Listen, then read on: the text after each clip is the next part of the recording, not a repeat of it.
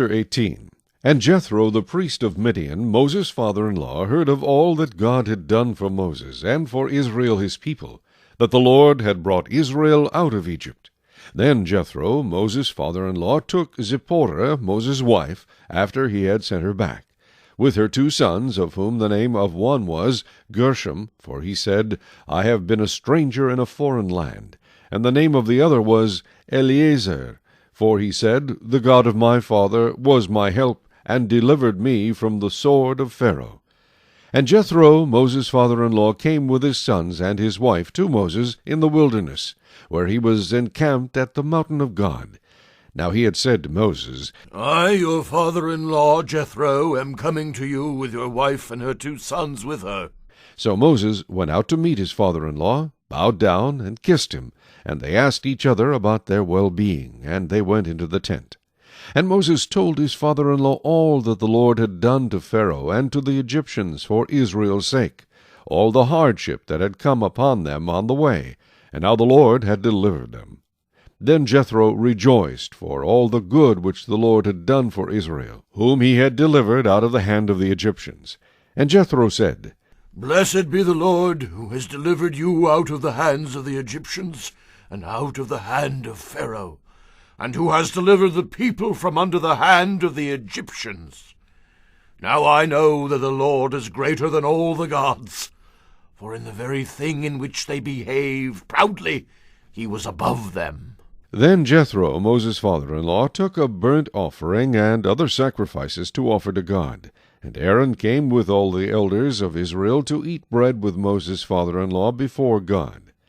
And so it was on the next day that Moses sat to judge the people, and the people stood before Moses from morning until evening. So when Moses' father-in-law saw all that he did for the people, he said, What is this thing that you are doing for the people? Why do you alone sit, and all the people stand before you from morning until evening? And Moses said to his father-in-law, Because the people come to me to inquire of God. When they have a difficulty, they come to me, and I judge between one and another, and I make known the statutes of God and his laws.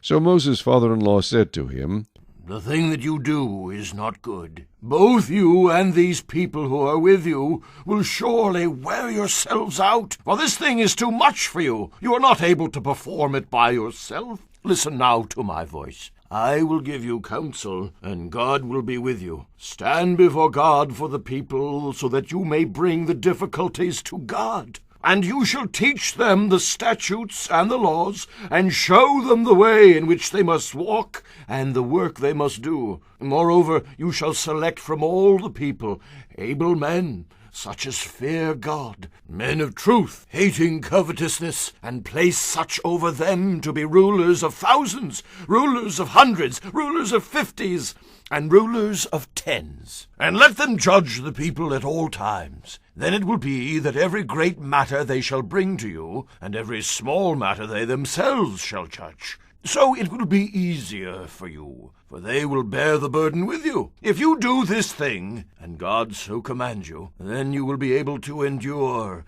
and all this people will also go to their place in peace.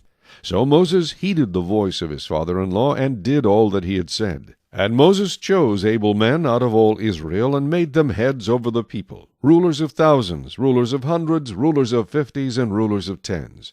So they judged the people at all times. The hard cases they brought to Moses, but they judged every small case themselves. Then Moses let his father-in-law depart, and he went his way to his own land.